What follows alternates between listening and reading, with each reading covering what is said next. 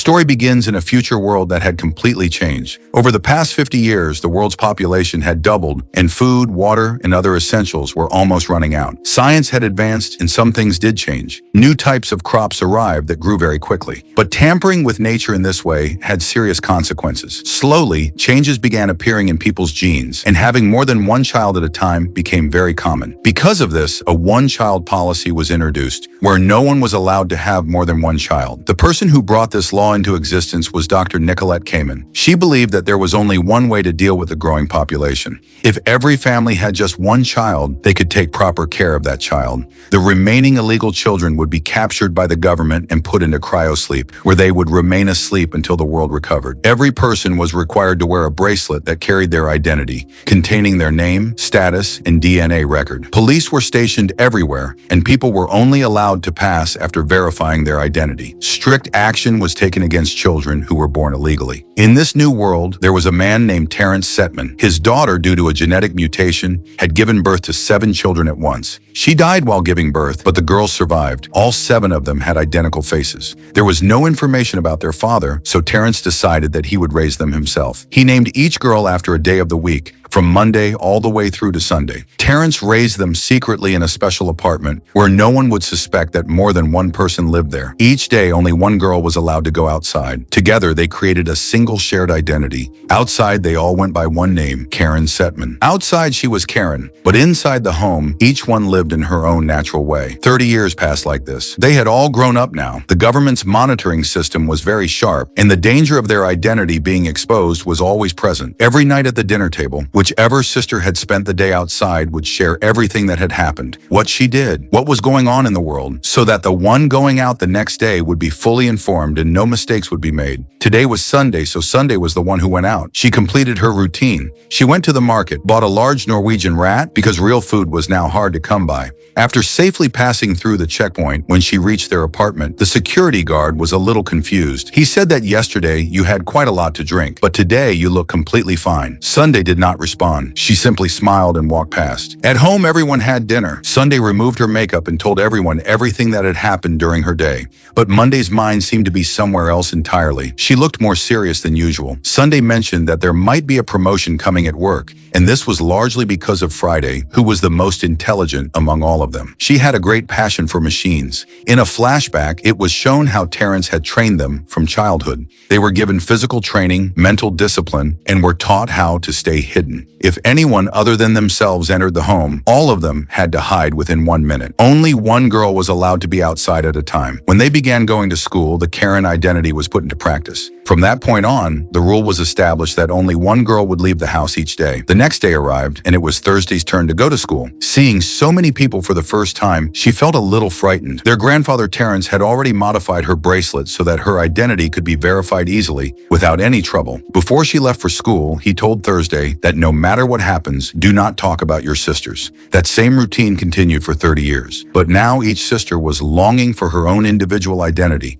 Everyone had their own dreams, but they were all forced to live within a single identity. The most troubled of all was Thursday. She had once tried to sneak out of the house as a child, but when she came back, her finger had been injured and cut. Terrence told her that your mistake will now have to be paid for by everyone. And then all of them had to have the top part of the same finger removed so that their bodies would remain exactly identical. This was a very painful experience for all of them. Monday showed the most courage and was the first to have her finger cut. Thursday carried the guilt of that moment all the way to the present day. Anyway, the next day came, and Monday was feeling a little unwell, but she went to work regardless. Standing in front of the mirror, she did her makeup. At the checkpoint, she spotted an employee and gave a small smile. In the elevator, she met Jerry, her coworker, and one of them was going to get the promotion. Jerry hinted to her that he had evidence against her and that she would not be able to hide for long. Hearing this, Monday's face fell. Perhaps Jerry had found out about her and her sisters, but that night, Monday did not come home. The rest of the sisters became worried. They checked Monday's bracelet tracker, but that was switched off too. The next day began, but Monday still had not returned. Now it was Tuesday's turn to go outside. Tuesday said that she would have to go and find out what was happening. While leaving, she told Thursday to have everyone behave completely normal.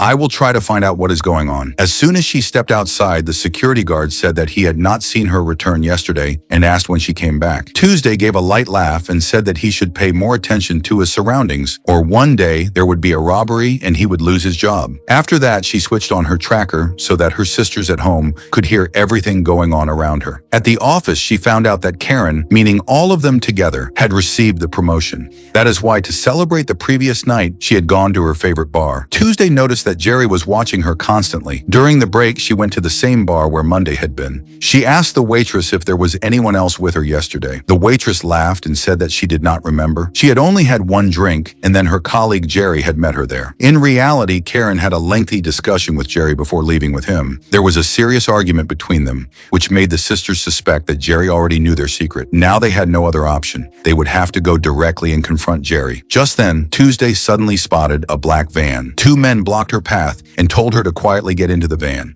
As soon as she got inside, her bracelet was deactivated. Now the sisters could no longer trace her location. Tuesday was then taken to the Child Allocation Bureau. Adrian Knowles, who worked in the security of this very department, saw her, and concern was clearly visible on his face. Tuesday's fear increased even further when she came face to face with Dr. Nicolette Kamen. Nicolette said with surprise that for 30 full years, you all lived under a single identity. That is truly commendable. It must have taken a great deal of effort, isn't that right? She then said that their grandfather was an extremely selfish man who kept 7 girls hidden, and all of them had been taking away food from the world's legal citizens, food that was already in short supply. Tuesday said that there was nothing of the sort and that there had been a misunderstanding, but it made no difference. Nicolette immediately gave the order to find the remaining 5 as well. When this news reached home, the sisters realized that only 5 of them were left now. Monday and Tuesday were gone. Then they saw that armed forces were standing outside the apartment. The commander shot the security guard as soon as he entered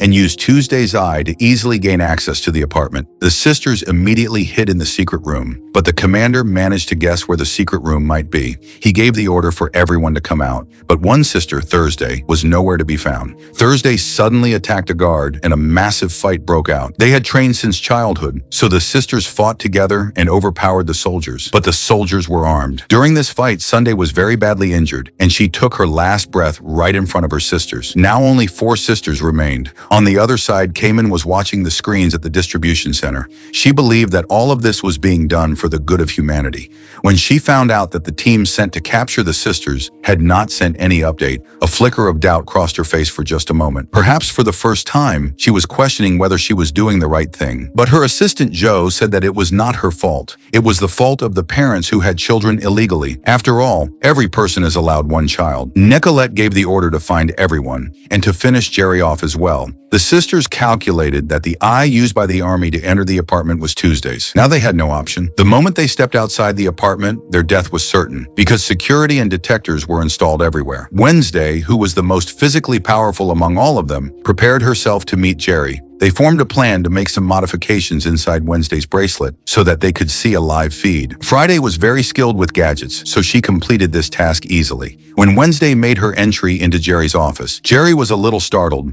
because he had never seen Karen without her duty suit before. But what he did not know was that a sniper was sitting in the neighboring building with eyes fixed on him. Wednesday asked Jerry a few questions. Jerry hinted that if she gave the promotion to him, he would not reveal her secret to anyone. Hearing this, Wednesday took out a taser, which was just for show and did not actually work, but Jerry was frightened by the taser. Out of fear, he told her what he actually knew. Jerry only knew that a large amount of money had been illegally transferred into Nicolette Kamen's account, and that Karen had done it for her election campaign. Crores of rupees had gone into Nicolette's election campaign. Wednesday immediately asked him to show her the contract, but before Jerry could show the contract, the sniper shot Jerry dead. Wednesday quickly closed the curtains to shield herself from the sniper's view. Now the entire building was surrounded. A soldier gave the order to search the flat immediately. When one soldier entered the bathroom, Wednesday attacked him. His weapon could only be activated by his own biocode, so she cut off the soldier's finger and used it to fire the gun. When the rest of the soldiers opened the door, Wednesday shot them down with bullets. The commander quickly sent another team inside. Meanwhile, Wednesday was busy downloading the contract file. Then she jumped out of a window on the 3rd floor and escaped. Jumping from such a height caused her considerable injury. She was in tremendous pain, but she did not stop. On the other side, Friday was looking at maps and guiding her on where to run and how to avoid the security. The general public also had a deep hatred for the police, so people started helping Wednesday. Dodging bullets, she kept running through the crowds. At the same time, someone knocked on their apartment door. Outside stood an agent from the Child Distribution Bureau.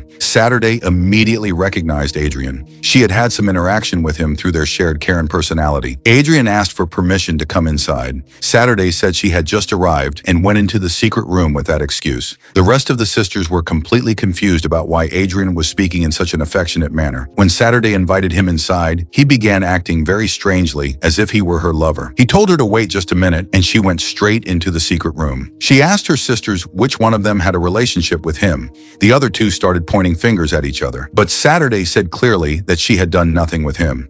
Now whatever happens will be on whoever is responsible. Saturday said she would take him outside to distract him. Hearing this, Friday installed a special chip inside her armband. She said that this chip communicates with the department. Just stay close to him. I will use the chip to hack into the system. This way we can get inside the department's system. As soon as Saturday stepped outside with Adrian, the two sisters at home began calculating how they could help Wednesday again, who was at that moment climbing the roof of a building. She had no option but to cross from one building to the next. She gathered her courage and made the leap. She might have made it to the other side, but Joe shot her in midair. Wednesday grabbed the edge of the other building and hung there, but Joe said that he would finish all of them off. And with that, he shot Wednesday directly in the forehead. On the other side, Saturday reached Adrian's apartment, where she saw a photograph. It was clear that one of the sisters had indeed gotten romantically involved with him. Adrian kissed her, and meanwhile, Friday had fully hacked into the entire system. She pulled out the file that contained proof of the illegal transfer. Karen Setman, their shared identity, had funded Nicole Kamen's election campaign. The sisters were confused about which one of them had done this. Using Adrian's bracelet, they connected to the entire bureau's server.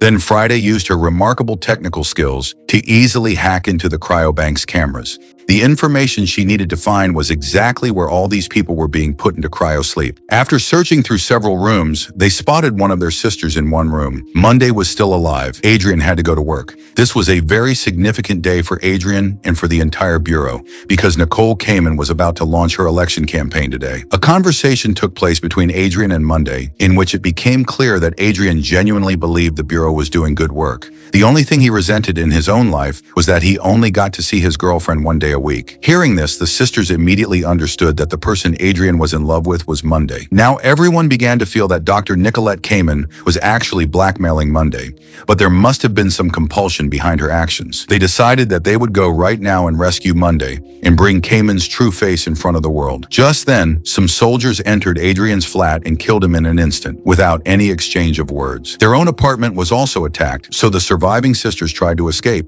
but Friday refused to leave. She decided that she would not leave and abandon all the evidence. If these people find out our truth, they will never let us go. Not ever. She placed some gas-filled cans inside the microwave and began transmitting all the data and all the evidence through her bracelet. Her final message was to save Monday and to stop Kamen before it was too late. As soon as the soldiers broke through the gate, a powerful explosion went off that blew away the entire floor. Thursday collapsed in shock. Adrian received the news of the explosion over the radio, and he immediately went to Karen's home. He saw a burned body, and the sight of it was driving him to madness. He tried desperately to go inside and save his love, but he was stopped. When he went back to his car, Thursday attacked him. She thought that Adrian had betrayed them all. But Adrian's face showed nothing but confusion, because he had done nothing at all. He truly loved Monday. That is when Thursday told him that there were 7 of them, 7 sisters. The one he loves is Monday. She is still alive. Hearing this, hope reignited inside Adrian. Now the two of them joined forces and together formed a plan. The first step of the plan was to get inside the bureau. They did exactly that.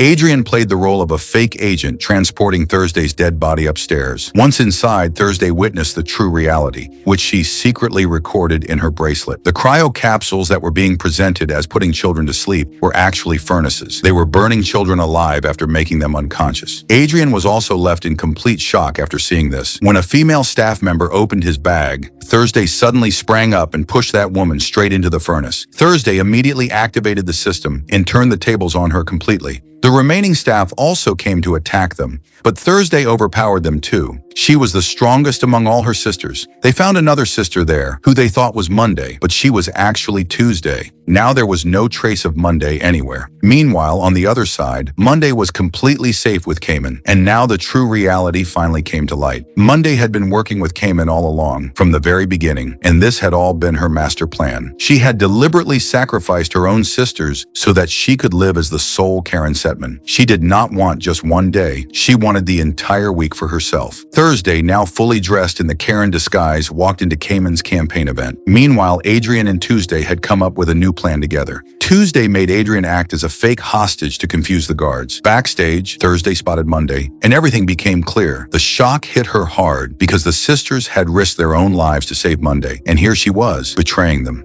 Keeping her emotions under control, Tuesday focused on the task. She accessed the database and switched on the live stream. The entire truth was about to be revealed to the world. When Monday realized what was happening, she moved to stop Thursday and said that she was in love with Adrian. There can only be one Karen Setman among us. Now a fight broke out between the two sisters. Outside, Cayman was spreading lies to the people about her program. On the other side, Adrian was fighting the guards. And inside, a fierce battle was raging between the sisters. Adrian overpowered all the guards one by one. Inside, the two sisters had already inflicted significant injuries on each other. Now one of the two sisters walked out in front of the crowd as Karen. By that point, the live stream had already gone live. The entire world saw what Dr. Cayman was actually doing. She was burning living children alive. Seeing this, everyone was completely stunned. Cayman herself had almost lost her composure. All she could manage to say to calm the crowd was that they felt no pain. Then Karen Setman removed her wig. It was Thursday. At that moment, Monday appeared with a gun raised, but before she could fire, Joe shot her. And in that same instant, Adrian shot Joe dead. Monday was now taking her final breaths. She remembered the day when they had all cut their fingers. Their grandfather had been weeping and saying that he only wanted to save all of them. Tuesday held Monday's hand. Monday said, "Please take care of my children." Adrian was crying uncontrollably. He begged Monday not to leave him, but she was gone. After this, the people protested, and the child distribution law was abolished. Nicole Cayman was now in custody. She might even receive the death penalty. Meanwhile, Monday's twins were placed inside an artificial machine. The doctors repaired Tuesday's eye, but she had now changed her name to Terry. Thursday kept her old name, Karen Setman. She had also come to understand that her sister Monday had not hated them. Everything she had done was only to save her children. If you enjoyed the video, please give it a like and subscribe to the channel. See you in the next movie ride.